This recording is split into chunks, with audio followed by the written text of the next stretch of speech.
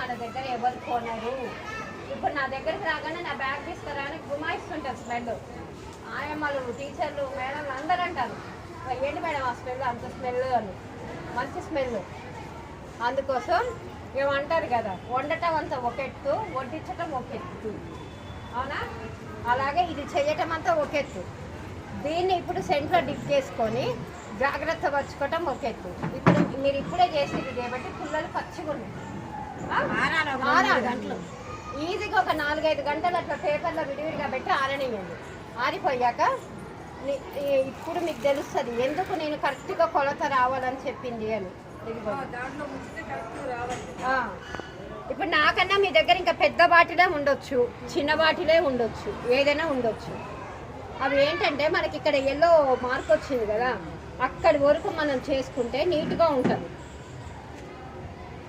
ఇలా సెంటులో ఒక 2-3 టైమ్సే డిప్ చేయాలి. 2 టైమ్స్ డిప్ చేసేటప్పటికి 3rd టైం డిప్ చేసినా కూడా అగరబత్తి తీసుకోదు, వదిలేస్తుంది. దానికి 2 సార్లే చాలు. సెంట్ అనేది 2 సార్లు తీసుకుంటుంది. మాకు ఇంకా రావాలని అనుకుంటే మళ్ళీ డిప్ చేసి 1 సెకండ్ అట్లా ఉంచుకొని ఇట్లా తీసేసుకోవాలి. అంతేగాని నాకు స్మెల్ కావాలి కదా అనేసి బాటిల్ తెచ్చి దీని మీద పోయొద్దు, స్ప్రే చేసే ఆలోచన చేయొద్దు.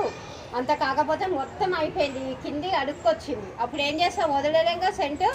దాన్ని ఒక గిన్నెలోకి తీసుకొని పెయింట్ బ్రష్ తీసుకొని పెయింట్ బ్రష్ తోటి వేసుకుంటాను. మనకి ఏ పుల్ల వేస్ట్ పోవద్దు, ఏ పౌడర్ వేస్ట్ పోవద్దు, ఏ సెంటు వేస్ట్ పోవద్దు. మళ్ళీ ఇక్కడ వరకు ఉన్నదన్నా కనీసం మీకు ఒక 50 పుల్లలు అవుతాయిగా. డబ్బులు ఉరికే రావుగా ఎవరికి.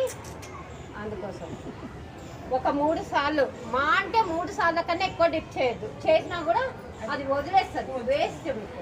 ఇప్పుడు కాకపోతే ఇప్పుడు పచ్చిమీ ఉంది కాబట్టి సెంట్లో డిప్ చేసాక మళ్ళీ పేపర్ మీద పెట్టద్దు. ఇది మెయిన్. పేపర్ మీద పెడితే మాత్రం పేపర్ అంతా ఫిల్ చేస్తుంది.